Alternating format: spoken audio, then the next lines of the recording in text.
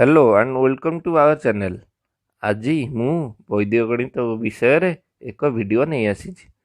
वीडियोटी start करने पूर्व मुझे जन देवाक चाहे आम चैनल नाम जयंती महापात्र सरस्वती टीचिंग केयर नाम परिवर्तन करा।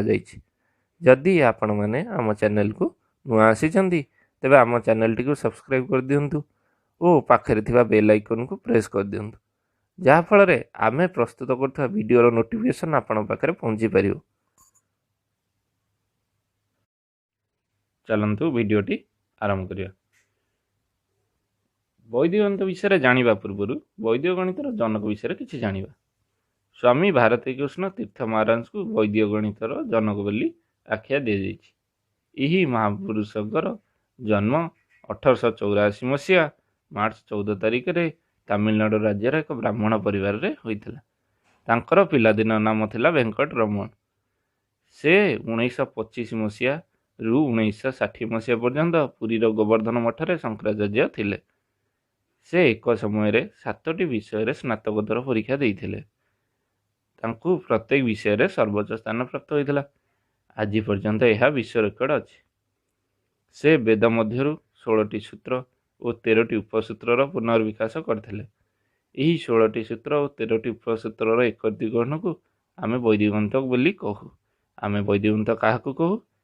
स्वामीजी उपस्थापना करिथिबा 16टी सूत्र और 13टी उपसूत्रर एकत्रीकरण को आमे वैदिक गणित बोली कहू। यही महान पुरुषंकर 1960 मसीहा फेब्रुआरी 2 तारिख रे देहांत होइतला। परे मनरे प्रश्न आसुथुओ वैदिक गणित आमे पढ़िबा काहींकी और यार उपयोगिता कौन।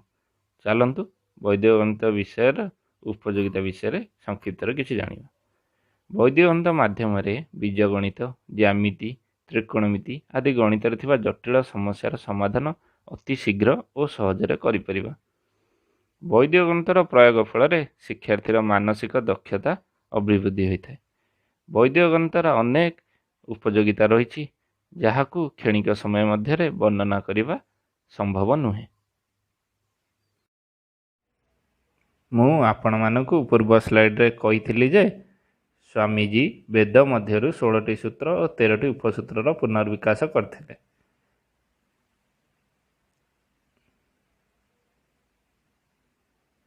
मु एठारे केवल 16टी सूत्र उपस्थापन करिछि। वाम पटे 8टी, डाहाण पटे 8टी। वाम पटु प्रथम सूत्रटी हेउछि एकाधिकेन पूर्वाण। द्वितीय सूत्रटी हेउछि निखिलम नवतः चरमम दशतः। तृतीय सूत्रटी हेउछि उद्धतिजक भ्याम जहाँ उपरे आज भिडियोटी पर्यवेसित। यार अर्थ हेउछि सीधा और तेरछा विधि द्वारा गुणन। बाकी 15टी उपरे मु परे वीडियो आपण मान पाखु नहीं आसीबी।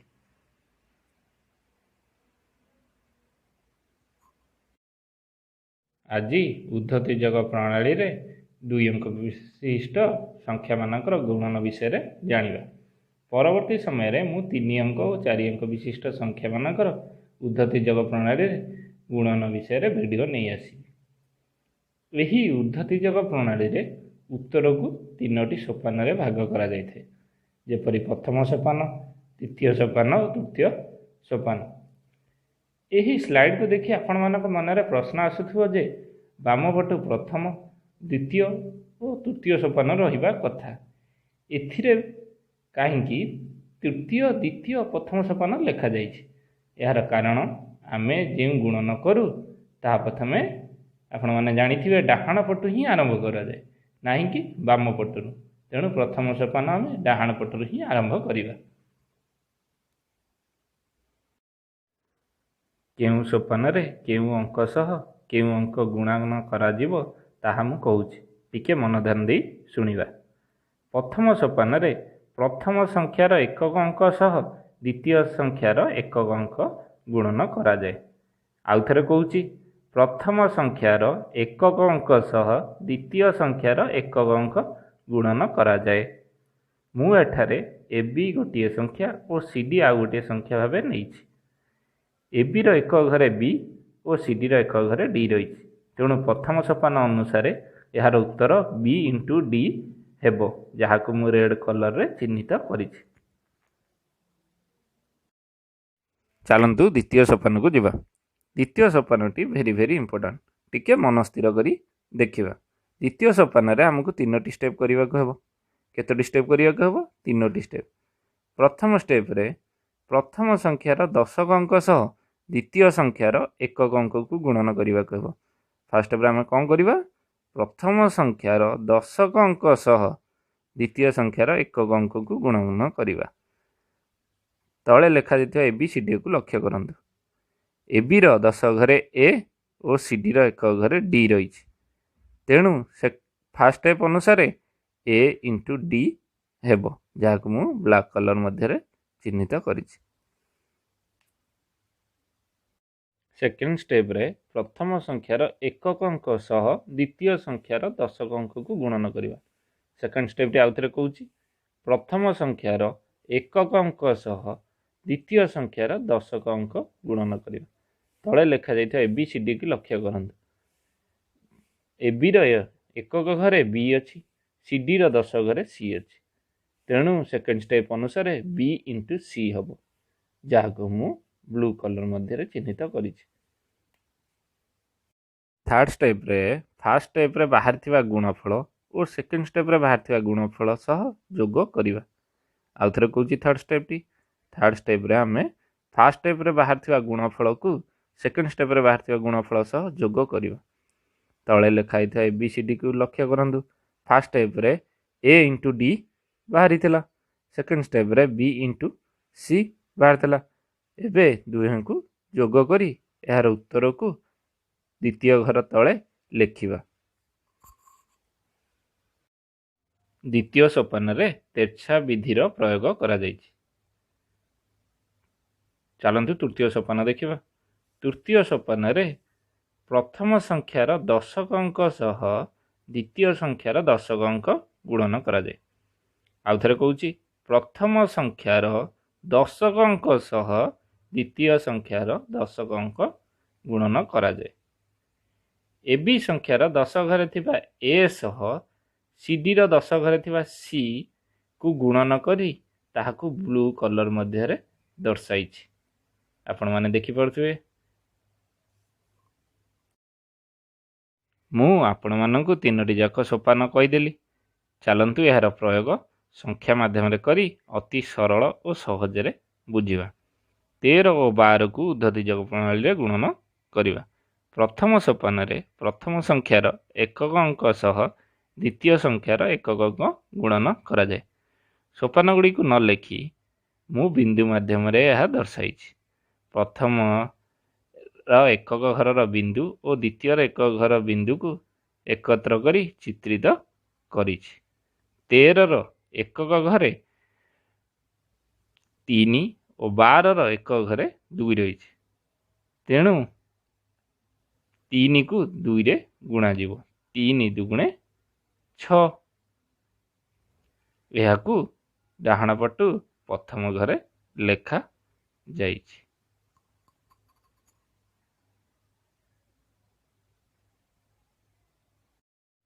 द्वितीय सोपान देखिबा।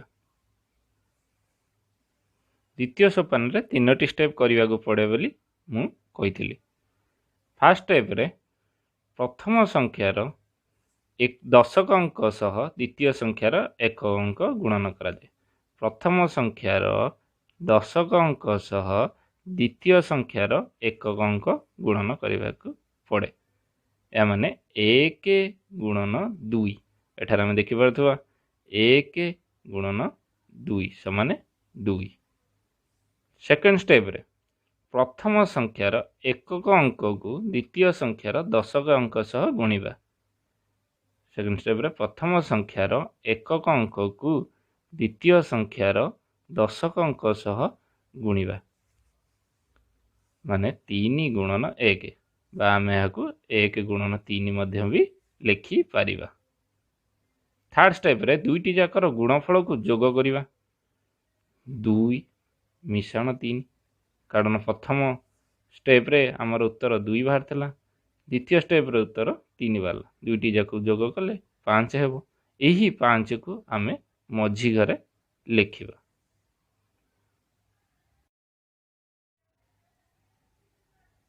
ତୃତୀୟ ସୋପାନ ପ୍ରଥମ ସଂଖ୍ୟାର ଦଶକ ଅଙ୍କକୁ ଦ୍ୱିତୀୟ ସଂଖ୍ୟାର ଦଶକ ଅଙ୍କ ଗୁଣନ କରିବା। 13ର ଦଶକ ଘରେ 1 ଅଛି, 12ର ମଧ୍ୟ ଦଶକ ଘରେ 1 ଅଛି, ତେଣୁ 1କୁ 1ରେ ଗୁଣନ କରିବା। 1କୁ 1ରେ ଗୁଣିଲେ 1 ହେବ, ଯାହାକୁ ଆମେ ବାମ ପଟ ପ୍ରଥମ ଘରେ ଲେଖିବା। ଏବେ ଆମେ 13 ଓ 12ର ଗୁଣଫଳ 1, 5, 6 ବା 156 ପାଇସାରିଛେ।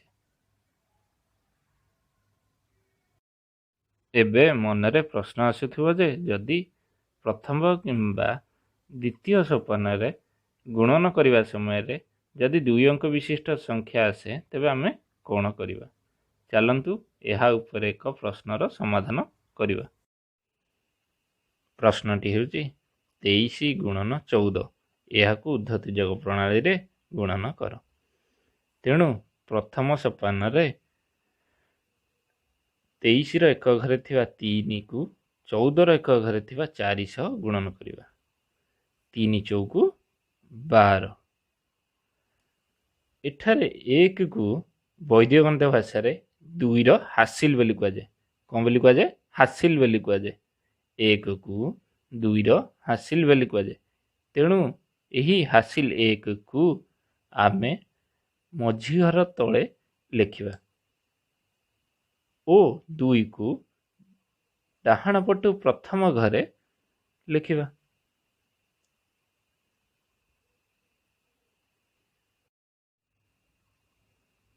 ଦ୍ୱିତୀୟ ସୋପାନରେ ଫାର୍ଷ୍ଟ ଷ୍ଟେପ୍ରେ 2କୁ 4 ଦ୍ୱାରା ଗୁଣନ କରିବା।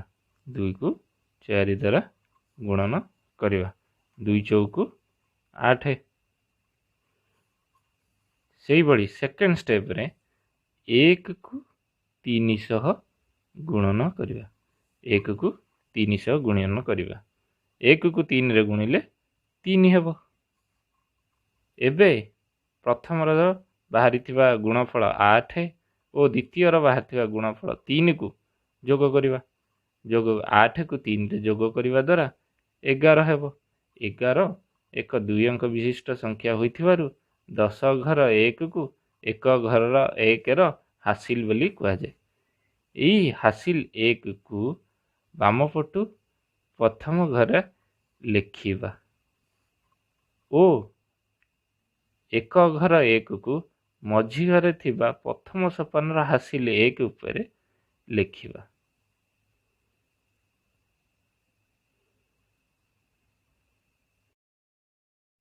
ଚାଲନ୍ତୁ ତୃତୀୟ ସୋପାନକୁ ଯିବା। ତୃତୀୟ ସୋପାନରେ 2କୁ 1 ସହ ଗୁଣନ କରିବା। 2କୁ 1 ସହିତ ଗୁଣନ କରିବା। 2 କେ 2। 2କୁ ଦ୍ୱିତୀୟ ସୋପାନରୁ ଆସିଥିବା ହାସିଲ 1 ଉପରେ ଲେଖିବା। 2କୁ ଦ୍ୱିତୀୟ ସୋପାନରୁ ଆସିଥିବା 1 ଉପରେ ଲେଖିବା। ଏହାପରେ ଆମେ ସମସ୍ତଙ୍କୁ ଯୋଗ କରିବା। ଡାହାଣ ପଟ ଘରେ ଥିବା 2କୁ ତଳକୁ ଓହ୍ଲାଇବା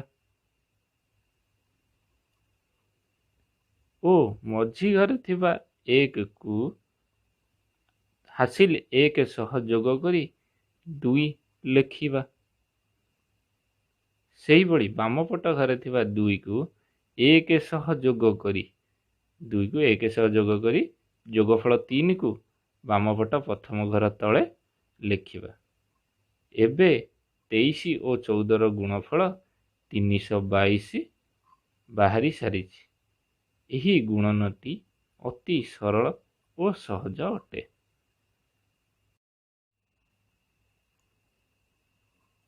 ଏବେ ମୁଁ ଆପଣମାନଙ୍କୁ କିଛି ପ୍ରଶ୍ନ ଦେଉଛି। ଆପଣମାନେ ଏହାର ଉତ୍ତର କମେଣ୍ଟ ସେକ୍ସନରେ ଲେଖି ପଠାଇବାକୁ ଅନୁରୋଧ। ପ୍ରଥମ ପ୍ରଶ୍ନଟି ହେଉଛି 17 ଗୁଣନ 31। ଦ୍ୱିତୀୟ ପ୍ରଶ୍ନଟି ହେଉଛି 45 ଗୁଣନ 26। ତୃତୀୟ ପ୍ରଶ୍ନଟି ହେଉଛି 68 ଗୁଣନ 25।